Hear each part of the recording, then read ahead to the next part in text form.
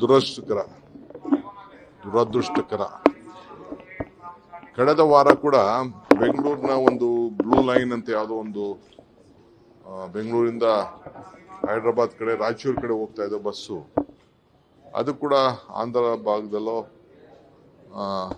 ಈ ರೀತಿ ಆಗಿ ಬಸ್ಸೇ ಸುಟ್ಟೋಗಿತ್ತು. ಸದ್ಯ ಇದ್ದಕ್ಕಿದ್ದಂಗೆ ಒಂದು ಹೆಣ್ಮಗಳು, ನಮ್ಮ ಪಕ್ಷದ ಒಬ್ಬ ಅಧ್ಯಕ್ಷೆ ರಾಯಚೂರು, ಆ ಹೆಣ್ಮಗಳು ನಿಮ್ಮಲ್ಲೇ ಒಂದು ರಿಪೋರ್ಟ್ ಮಾಡ್ತಿದ್ದು ನಾನು ನೋಡಿದ್ದೇನೆ.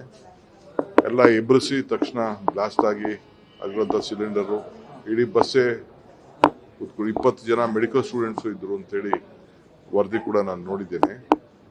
ಸೊ ಹಾಗೂ ಕೂಡ ಮುಂಜಾಗ್ರತೆಯಿಂದ ಎಚ್ಚರಿಕೆ ಆಗಿಲ್ಲ. ಇದು ಬಹಳ ದೊಡ್ಡ ಸಮಸ್ಯೆ ಆಗಿದೆ. ಒಂದು ದೊಡ್ಡ ಹೈ ಲೆವೆಲ್ ತನಿಖೆ ಆಗಬೇಕು. ಮುಂಜಾಗ್ರತೆ ಬಗ್ಗೆ ಬಸ್ಗಳಿಗೆ ನಾವು ಇದ್ರ ಬಗ್ಗೆ ಒಂದು ಸೂಕ್ತವಾದಂಥ ವ್ಯವಸ್ಥೆ ಮಾಡಲಿಕ್ಕೆ ಎಲ್ಲ ಸರ್ಕಾರ, ಯಾವುದೇ ರಾಜ್ಯದ ಸರ್ಕಾರ ಇರಲಿ, ಇದ್ರ ಬಗ್ಗೆ ಜಾಗೃತಿ ವಹಿಸಬೇಕು. ಒಂದು ತನಿಖೆ ತಂಡನೆ ನಾವು ರಚನೆ ಮಾಡಬೇಕು ಅಂತೇಳಿ ನಾನು ಸರ್ಕಾರಗಳಿಗೆ ಮನವಿ ಮಾಡ್ತೇನೆ. ನಮ್ಮ ರಾಜ್ಯದಲ್ಲೂ ಕೂಡ ನಾನು ರಾಮಲಿಂಗಾರೆಡ್ಡಿ ಅವರಿಗೆ ಇದ್ರ ಬಗ್ಗೆ ನಮ್ಮ ರಾಜ್ಯದ ಬಸ್ಸು ಅಲ್ಲಿ ಹೋಗಿ ಆಗಿತ್ತು, ಅದರ ಬಗ್ಗೆನೂ ಒಂದು ವ್ಯಾಪಕವಾದಂಥ ಒಂದು ತನಿಖೆ ಆಗಿ ಸೂಕ್ತ ಕ್ರಮ ಕೈಗೊಳ್ಳಬೇಕು ಅಂತೇಳಿ ನಾನು